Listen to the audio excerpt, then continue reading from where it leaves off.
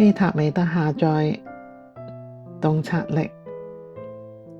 洞察力係一種能夠穿透混亂與模糊嘅力量，讓我哋喺複雜嘅情景中揾到真相同埋方向。當我哋擁有清晰嘅頭腦，我哋就能夠更好嘅作出決定，並且避免被情緒同埋外界嘅干擾所迷惑。洞察力係一種內心嘅清晰，呢種力量來自於我哋對自己目標嘅明確認知，讓我哋能夠喺各種挑戰中保持專注同埋穩定。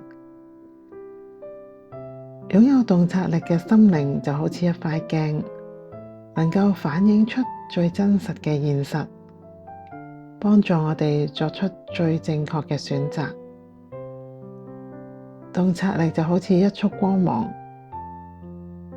無論喺幾咁陰暗嘅道路，都能夠被呢一束光芒所照亮。呢種力量讓我哋喺人生嘅旅途中不再迷惑，而係能夠朝住我哋嘅目標堅定向前行。而家我請一切萬有嘅源頭將你嘅細胞接收器打開，為你下載。我知道源頭對洞察力嘅定義，我知道有洞察力是什麼感覺，我知道如何時有洞察力，我知道如何每一天都過住有洞察力嘅日子。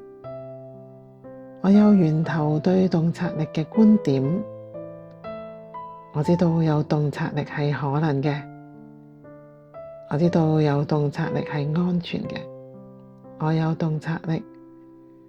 如果同意以上下載嘅朋友，請按 Yes 去接收。我為大家見證，所有下載都下載到大家身上每一個細胞，所有信念層面，所有語言，所有時空。多謝，完成了，完成了，完成了。